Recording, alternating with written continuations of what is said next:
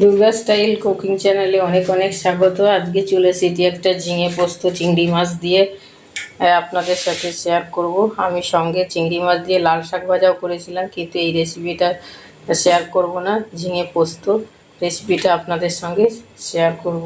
তার জন্য আমি ঝিঙে বড় বড় করে কেটে নিয়েছি। এখানে ঝিঙেটা বড় বড় করে কাটতে হবে, ঝিঙে খুব নরম হয়, বেশি ছোট করে কাটলে একদমই গলে যাবে। তার সঙ্গে আলু দিয়ে দিয়েছি। আপনারা আলু ছাড়াও শুধু ঝিঙে দিয়ে চিংড়ি মাছটা করতে পারেন। আমি এখানে আলু দিয়ে করছি, ঝিঙে তো একদম নরম হয়ে একটুখানি হয়ে যায়, সেই জন্য আমি এখানে আলু ব্যবহার করেছি। এবার আমি কড়াইতে তেল দিয়ে দিলাম। একটু অন্য রকম করে এই রেসিপিটা দেখাবো আপনাদেরকে। আপনারাও এইভাবে বানাবেন, খেতে খুব টেস্টি হয়েছিল। এবার আমি দিয়ে দিলাম তেলের মধ্যে গোটা জিরে ফোড়ন।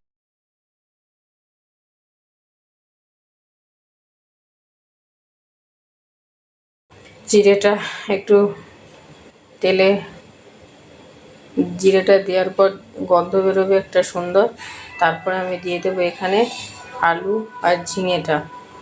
এটা ভালো করে আমি ধুয়ে নিয়েছি। এবার আমি কড়াইয়ের মধ্যে দিয়ে দিলাম, দিয়ে আমি একটু নাড়াচাড়া করব, করে আমি এটাকে ঢাকা দিয়ে সিদ্ধ করে নেব। যেহেতু আলু আছে, তা আলুটা একটু এতে আর আমি কোনো আলাদা জল ব্যবহার করব না। এমনি এই ঝিঙে থেকে যে জলটা বেরোবে তাতে এই আলুটা ঝিঙাটা সিদ্ধ হয়ে যাবে।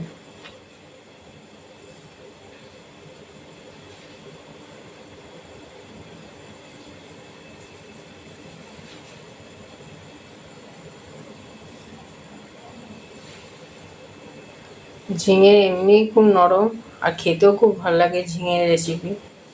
আর চিংড়ি মাছ দিয়ে আরও সুস্বাদু হয়েছিল, খেতে দারুণ হয়েছিল। আপনারাও আমি যেভাবে বানাচ্ছি সেভাবে বানাবেন, দেখবেন খেতে ভালো লাগবে। এবার আমি এখানে দিয়ে দিলাম লবণ।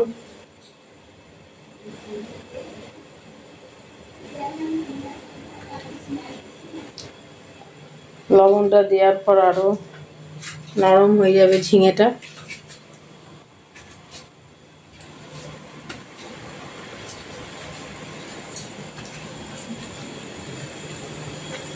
আমি বেশ কিছুক্ষণ ঢাকা দিয়ে এগুলোকে সিদ্ধ করে নেব।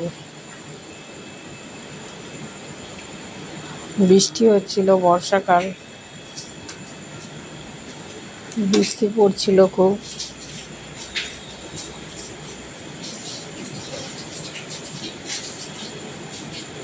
তার মধ্যে আমাদের লোডশেডিং হয়ে গেছিল।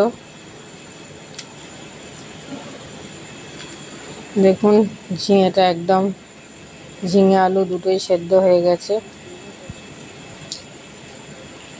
এবারে আমি দিয়ে দিলাম পোস্ত বাটাটা।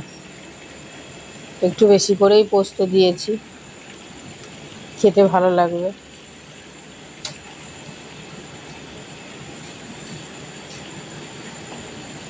পোস্তটা দিয়ে বেশিক্ষণ আর আমি ফোটাবো।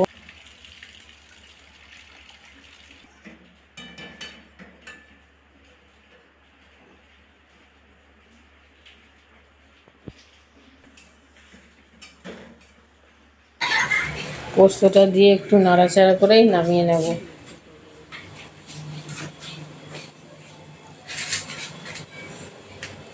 অল্প একটু সামান্য চিনি দিয়েছি, একদমই সামান্য দিয়েছি,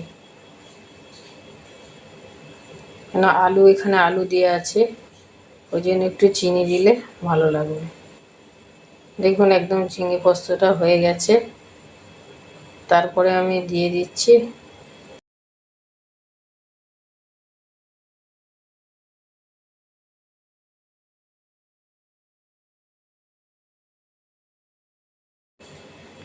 চিংড়ি মাছগুলো দিয়ে একটু নাড়াচাড়া করব।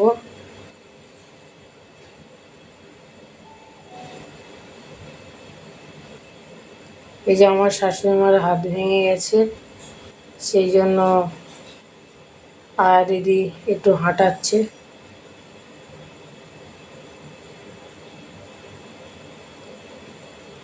নিজে নিজে হাঁটতে পারে না, তাই আয়া দিদিকে বলেছে একটু হাঁটাতে। ডাক্তার বলেছে সব সময় বসে থাকলে খাবার হজম হবে না, পা ফুলে যাবে, সেই জন্য আয়া দিদি একটু হাঁটাচ্ছে।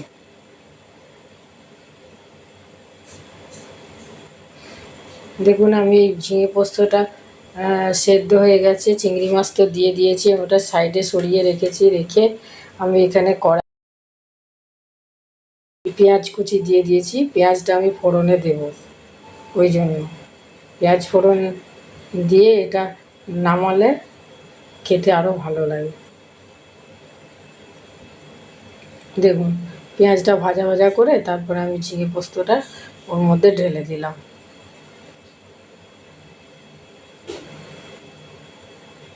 একটু পেঁয়াজ ফোড়ন দিলে খেতে আরও ভালো লাগে।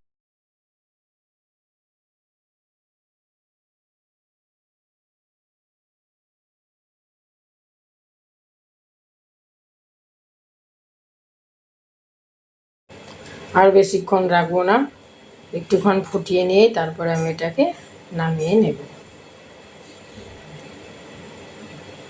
দেখুন নামিয়ে নিয়ে একটা পাত্রের মধ্যে আমি রেখে দিয়েছি। দেখুন কত সুন্দর কালার হয়েছে, যেমন দেখতে হয়েছে তেমনি খেতেও ভালো হয়েছে।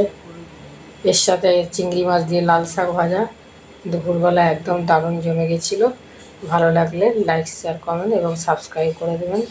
ধন্যবাদ।